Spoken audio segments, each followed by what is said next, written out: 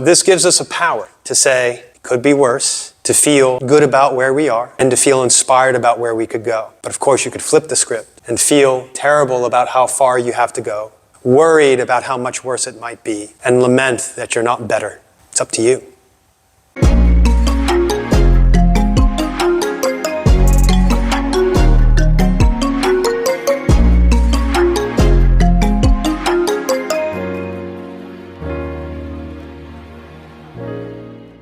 Hi, I'm Grant Kleiman from Darsana Martial Arts. Welcome to the channel.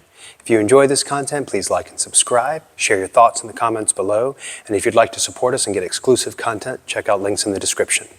All right, let's get to the lesson. I want to talk to you guys a little bit about this idea I call the infinite spectrum.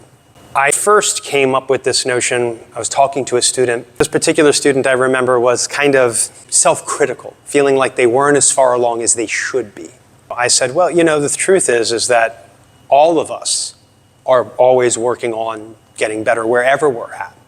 And so you can kind of choose how you want to see where you're at.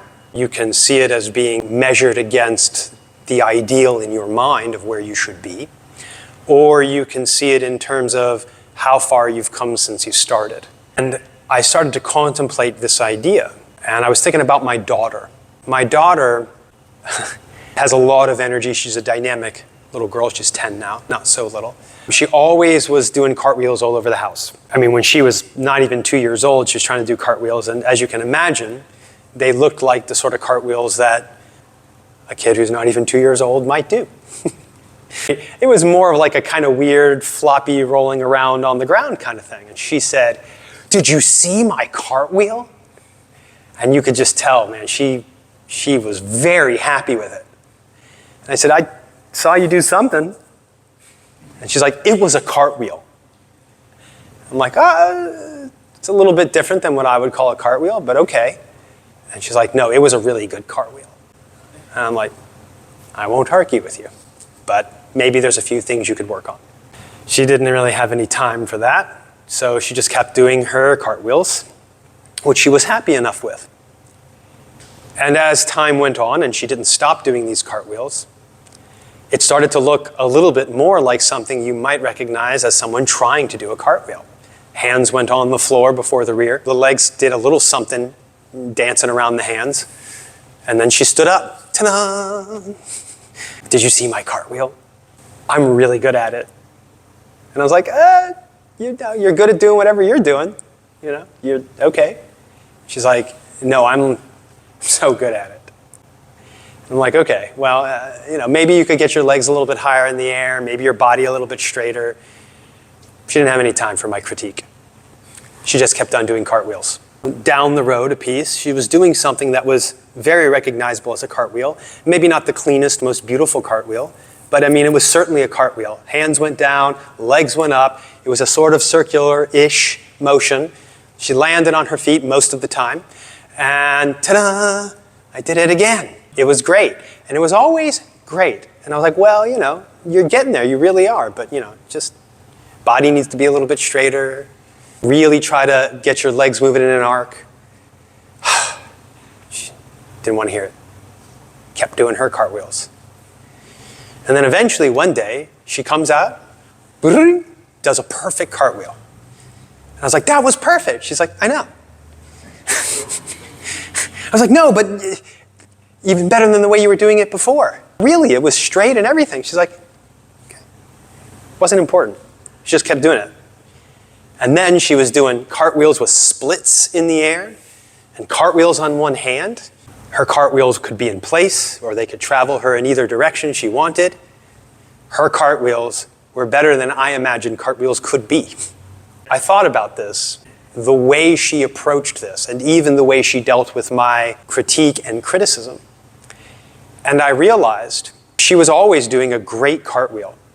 It wasn't about the objective standard of what is and what is not a cartwheel for her. It was about the experience of cartwheeling, which felt awesome to her every time she did it. So much so that she kept doing it, and that none of my critiques or judgments about her cartwheels would stop her. And I thought, you know, it's really up to us how we see where we are at any given time. And this is what spawned the notion of the infinite spectrum.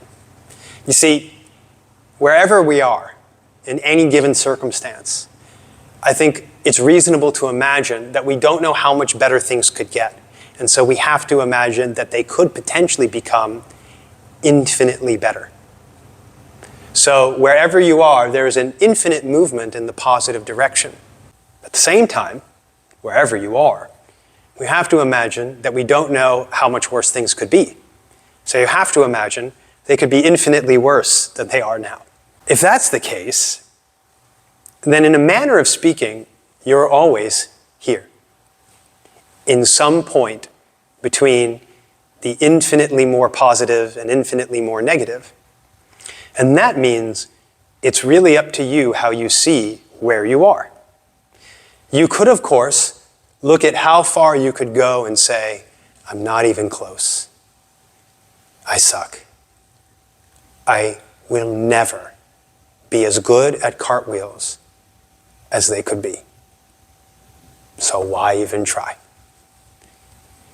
You could also look the other way and say, yeah, maybe my cartwheels could be better, but they could be much, much worse. I could not even be doing cartwheels at all. Like, not even attempting it. Not even rolling around on my bum and back and calling it a cartwheel. You could also say, my cartwheel is great, right now. And all three statements, all three thought process could be correct from your perspective on the infinite spectrum. So this struck me as an almost daunting responsibility for how I decide to view where I'm at in a given circumstance. This gives us a power to say, it could be worse, to feel good about where we are, and to feel inspired about where we could go. But of course, you could flip the script and feel terrible about how far you have to go, worried about how much worse it might be, and lament that you're not better. It's up to you. So, recognizing that we're on the infinite spectrum, it's not about indifference. It's just a recognition that perspective is a real thing, context, the way that we shape meaning by the stories we tell ourselves about our situations. In other words, there isn't necessarily any such thing per se as an objectively great cartwheel. There is only a spectrum of cartwheeling that is infinite. And of course, your cartwheel could become better, but it could also continue to become infinitely better. And the same is true for your Tai Chi and for everything else. Why then do we get upset or excited about things? And what place does that have? What place has hope and fear, joy and suffering, or pain and pleasure within the infinite spectrum? Because we don't want to imagine that this is about just being indifferent and it doesn't matter where you are, because it could be taken as that, and I don't think that's what it means. But when you get knocked somewhere along the spectrum, when you somehow take a jump forward or fall backward along it from your current position, it seems like something really good or something really bad has happened. And that's not entirely untrue. But we can get stuck in that place and not let go of the fact that we were somewhere and now we're not. We can also get really puffed up by the fact that things have gotten better.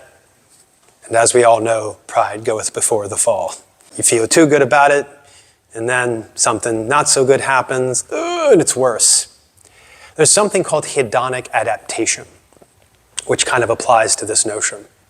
Hedonic adaptation is the idea that we naturally have a tendency towards adjusting towards balance emotionally, given a change in our lives that could be either a positive or a negative change.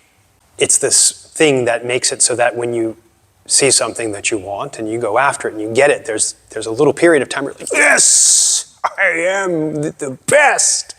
I have this thing I was going after and life is awesome. And then it becomes normal. And then you go looking for something else ad infinitum, forever. The same thing is true, though, on the other end. Something bad happens, and you're distraught, maybe even destroyed on a level. Maybe you think you can't go on. And you do, somehow. And then, at some point, it feels normal on a certain level. It doesn't mean you can't revisit that pain or revisit that joy at some point. Man, I remember when that was so awesome. Or man, I remember when that hurt so much. And then it can hurt and feel awesome again.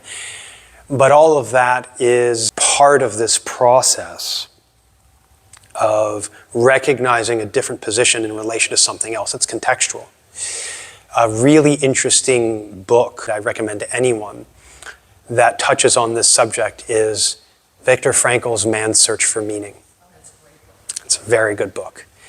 A little bit hard to get through in the first half because he talks about his experiences in the Nazi concentration camps. But out of that time, he came to understand something about human nature and our capacity to find meaning. And one of the things he said that I had to contemplate for a while, which is also part of what fed into this notion, he said, among other things, we find meaning in suffering. And here is the part that I had to untie. If you cannot find meaning in suffering, you cannot find meaning anywhere. Because the way in which we find meaning is by taking on the responsibility for how we orient to what's happening. So this comes to the fundamental lesson that we cannot control what's outside of us. And although our natural reaction is to try to insist that things be a certain way or impose our will on them or escape the way that they seem to be or try to ignore them and pretend they don't exist, right? Some form of monkey on rose door number 1 or door number 2 response.